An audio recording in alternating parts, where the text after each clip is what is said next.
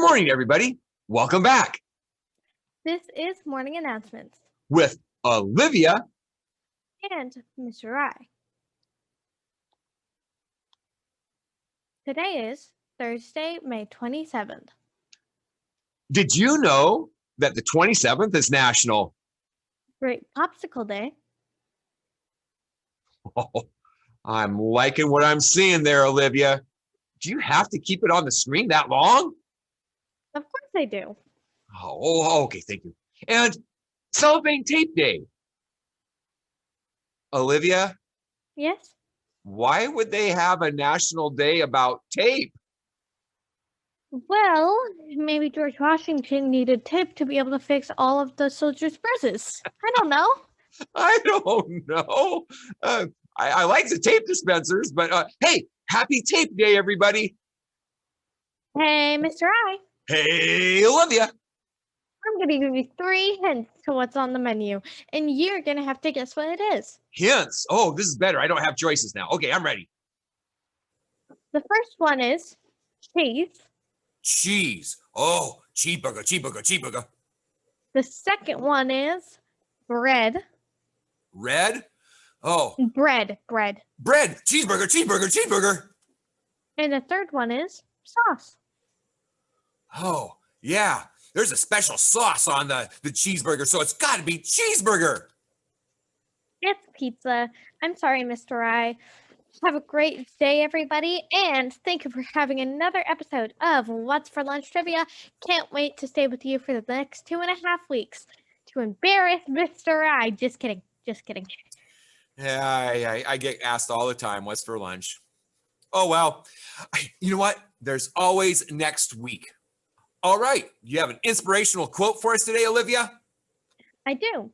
Today's quote is "You can't use up creativity. The more you use, the more you have," by Maya Angelou. I like that one. Thanks.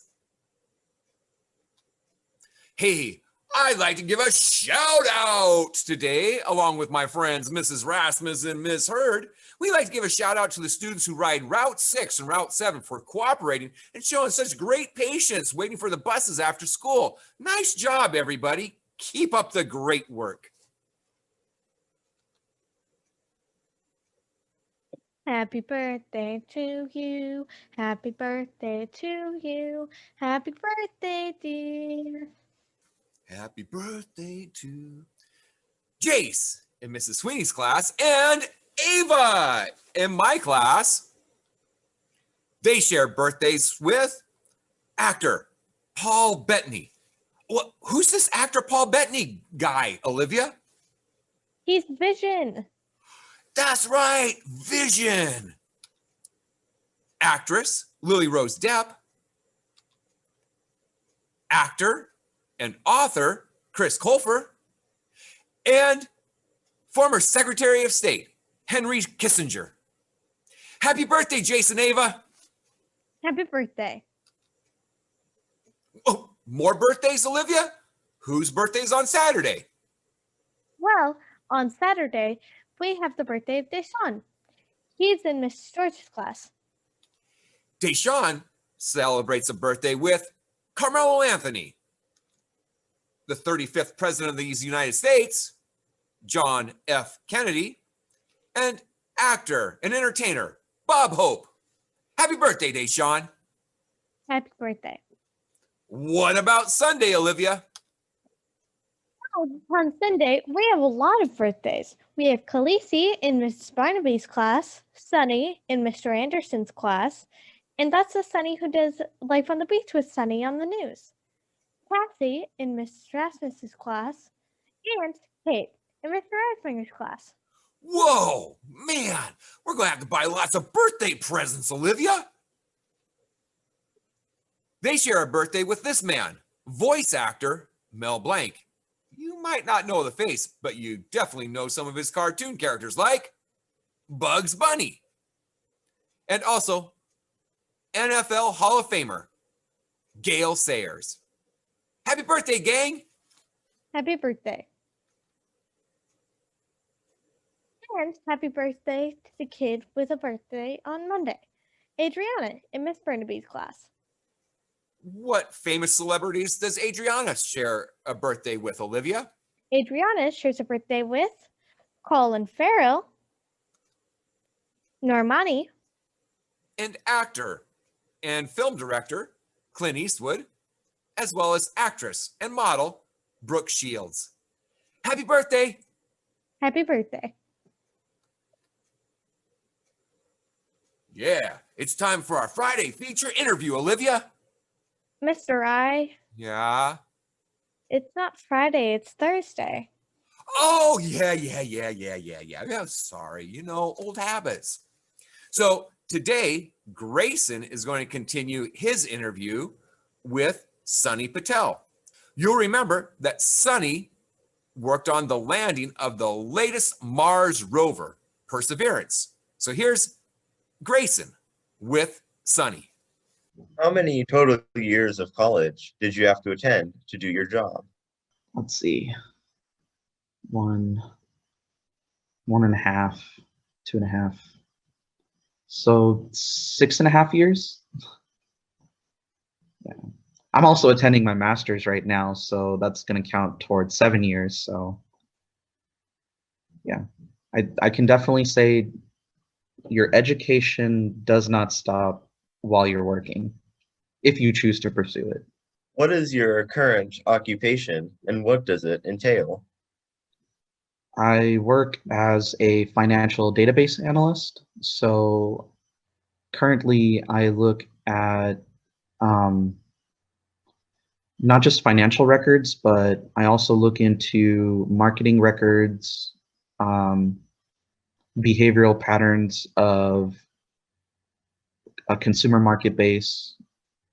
I work for a casino, so we look at the trends of gamblers or the trends of families around the area and the trends of people who like to play at slot machines or table games and see what type of entertainment the general public likes, because entertainment is a driving factor for people to come to a casino or to the resort or to a spa.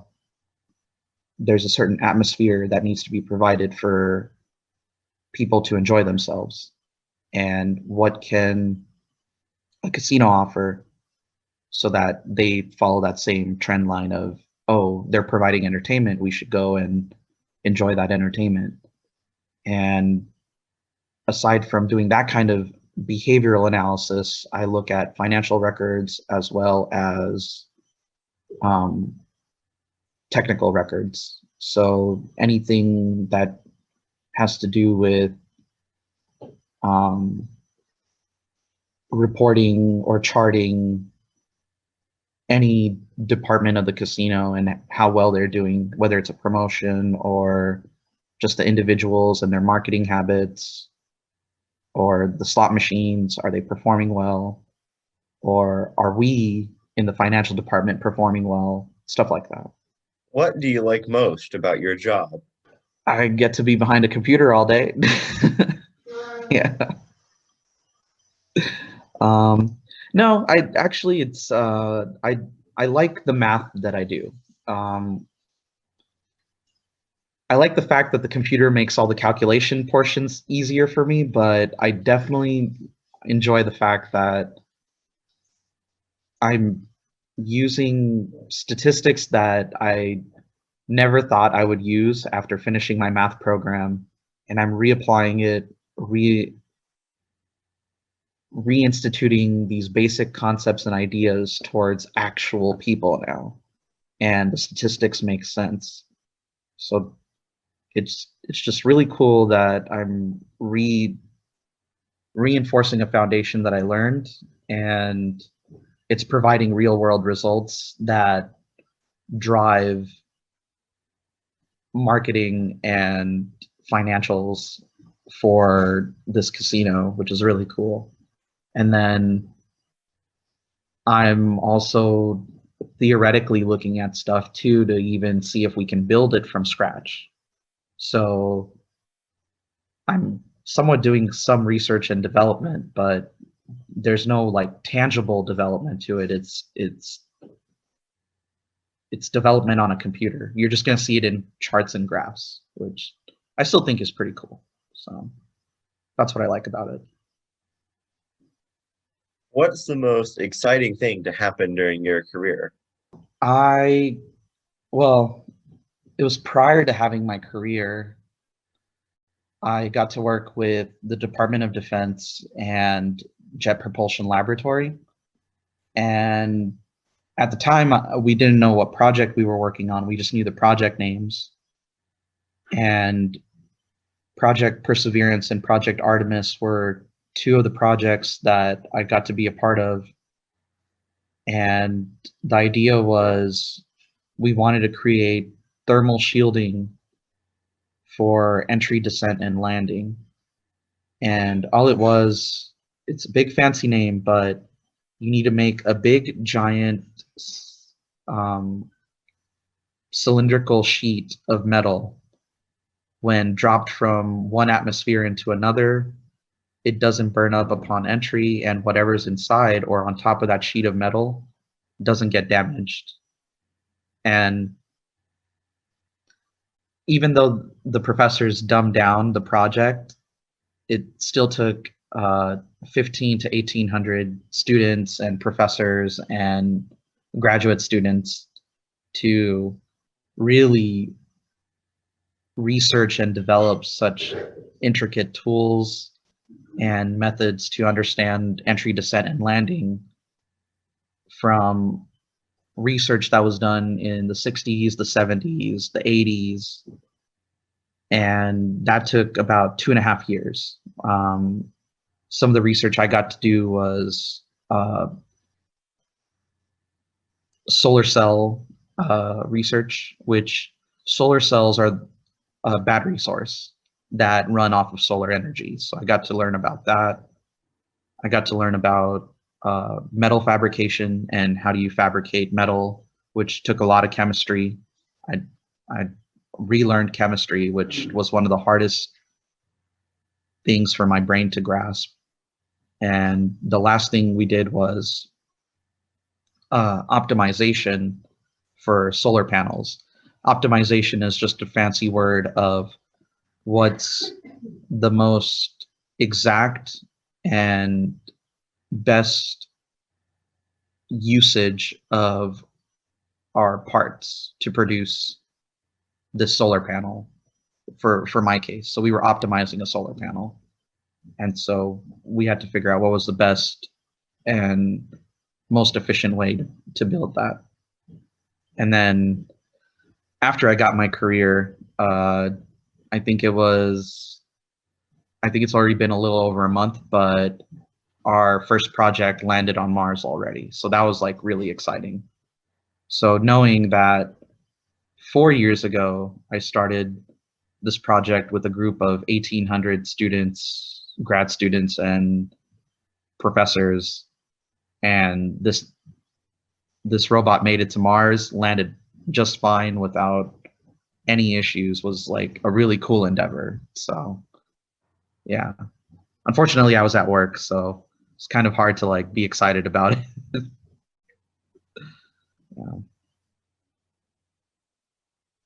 What's one thing that happened to you when you were younger that has affected you throughout your life at JPL, the Jet Propulsion Laboratories, and DoD, or the Department of Defense? It's one thing that happened. I would say the fact that I got to even pursue an education. Like, I wasn't 100% sure if I wanted to go to college in the first place.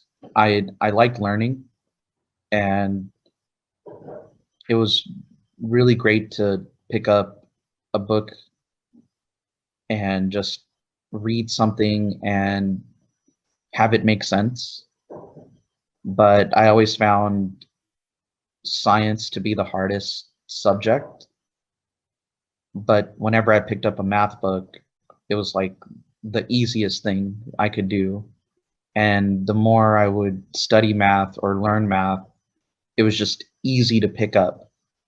And the more I learned about it, it was just something that anyone could do. And so then I kind of attributed it to like anybody could do science.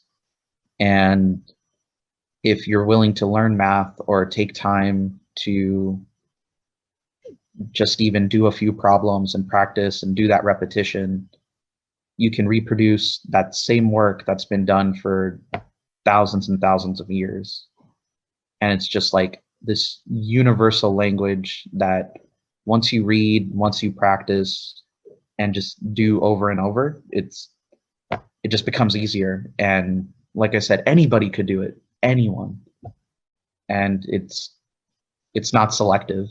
I felt like if you did chemistry or physics or biology, you had to be like a super genius, or you had to be a really good reader, or you need to know really good vocabulary. But math was just its side subject, so it just tagged along. It was cool. So that would definitely be that. I would say math was always there. How did you feel when they announced the Mars rover Perseverance had safely landed on the red planet? Oh man, I teared up a little bit at my desk, and it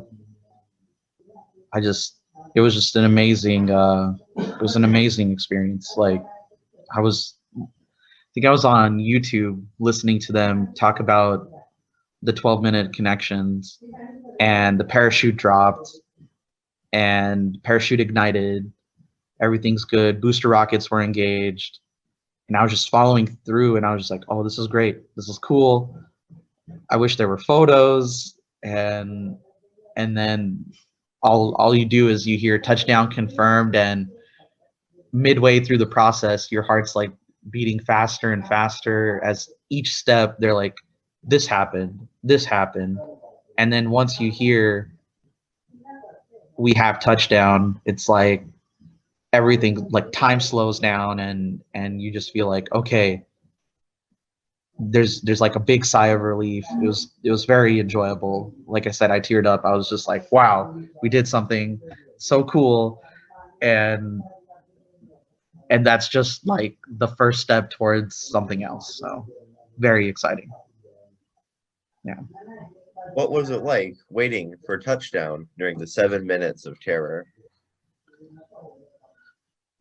Unfortunately,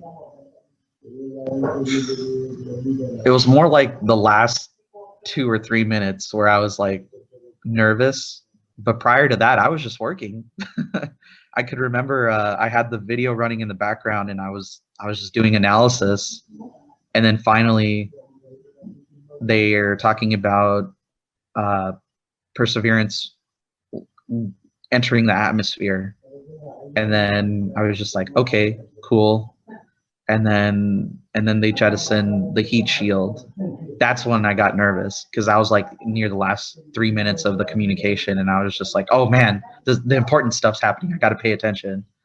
But prior to that, for 4 minutes I felt nothing. I was just listening along, like if you were listening to a song, like just, okay, cool, interesting.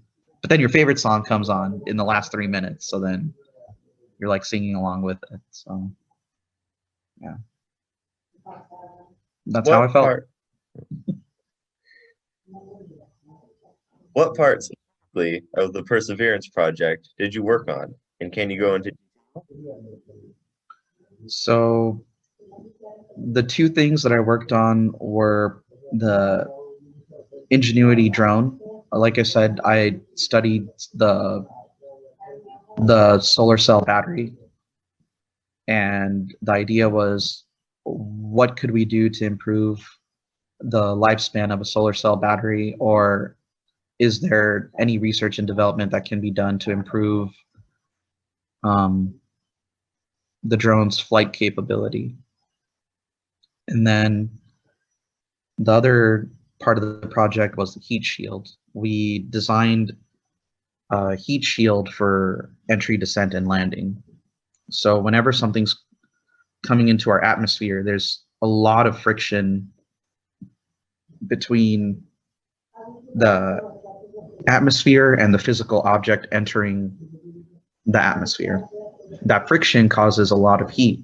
It's similar to you rubbing your hands together and your palms start to get warm as you're rubbing your hands together. That same friction happens in entry, descent, and landing. And at the speed at which the Perseverance shuttle was going, we had to have estimated calculations of how fast it was going to enter into Mars's atmosphere. So then we can do calculations on how hot the surface would get of the object entering the atmosphere. And then from there, we just took one step to another, trying to develop a metal, and we would have it sit in a sand bath to see if it would warp or melt. Sometimes we would just take a flat, I want to say flamethrower, but we basically tried to use a flamethrower to just shoot fire at it to see if the metal would melt or warp and stuff. Yeah, we did a lot of wacky stuff, but originally we would just play with, I think, a sheet of metal that was 2 feet by 4 feet or 2 feet by 1 feet. We just did scale modeling sometimes too. So yeah, and it worked out. They used our group's design for the project, and now that same heat shield's going to be used for Project Artemis as well. So that's really cool stuff. What is a secret civilian systems engineer technician? So it's a big fancy title basically saying, hey, you work for the military with this license, specifically the Department of Defense, but you don't hold a military, you don't hold a military title, essentially. So like, I'm not part of the Army, I'm not part of the Navy, I'm not part of the Air Force. I'm part of the Department of Defense, but I'm a civilian. I'm hired as a civilian, and I learned enough technical training to work IT, circuitries, and I can do engineering. So unfortunately, that license is unavailable to me currently. So What did you do specifically as a secret civilian systems engineer technician? that's classified. I can't talk about that, unfortunately. Yeah. What can you tell us about your work in that position? The work that I did for that position will be part of Project Artemis. I can tell you that much. And Project Artemis is a really big project. It's, again, we're going back to the moon. So that's all I can talk about it for that. Now, just to end off, here are some questions for fun. Does pineapple belong on pizza? I do not believe so. No, definitely not. Pineapple does not belong on pizza. SpongeBob or Tom and Jerry? SpongeBob. Comic books or manga? Comic books. Definitely comic books. Do you have any advice for elementary students? Always do math. Even if it's hard, just learn math, and it gets fun as you learn more about it. That's all the questions. Questions? Okay, cool. You want me to Well, just- Grayson, it was a pleasure. I appreciate the questions. They were well thought out, by the way. Thank you for doing Taking this. time. Thank you, Grayson. Hey, Olivia, Yes, Mr. I? it's time for the pledge, right? Mm-hmm. Do you have a new pledge for us? Well, I do. We have a new pledge from Delaware. Delaware? No way. Oh, wait a minute. I've heard about this one. Isn't this one from Dr. Susan Bunting, the person who's in charge of all the schools in Delaware? It is. I can't wait to hear her say the pledge. All right. Good morning. I am Susan Bunting, the Secretary of Education in the state of Delaware, and I'm delighted to be able to do this for my friends in Westport, Washington. I will now say the Pledge of Allegiance, and then we'll show you our cabinet room here at our Department of Education headquarters. I pledge allegiance to the flag of the United States of America and to the republic for which it stands, one nation, under God, indivisible, with liberty and justice for all.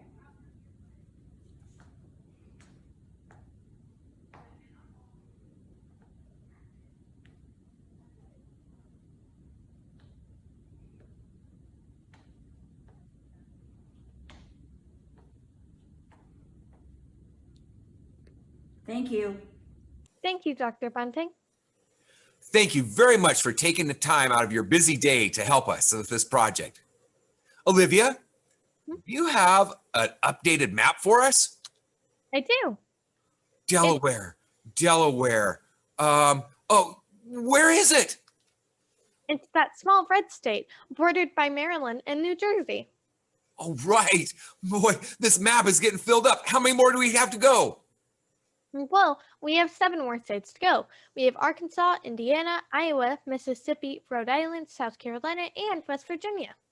Oh, I can't wait. I think we might be able to make it. Hopefully. Thank you for watching all the way through episode 207. Don't forget, our emails are down below. If you don't know already, our emails are used for suggestions or ideas about the show, pledge videos, and you can send in a video of you saying the pledge as long as you ask your parent or guardian, and shout out. Wow, what a huge show today. We hope you have a great day. Enjoy your long weekend. Maybe take time to think about why we have school off on Monday. And remember, everybody, be a good kid. Do the right thing. Bye.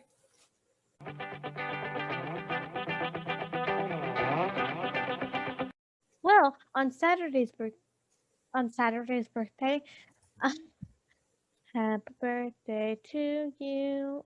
Wait, why am I singing the birthday song again? I don't know. They share a birthday with this man, Mel Blanc. You might not know his face, but you definitely know his voice. He's Bugs Bunny and many other voices. Oh, here we go. No, I goofed that one up.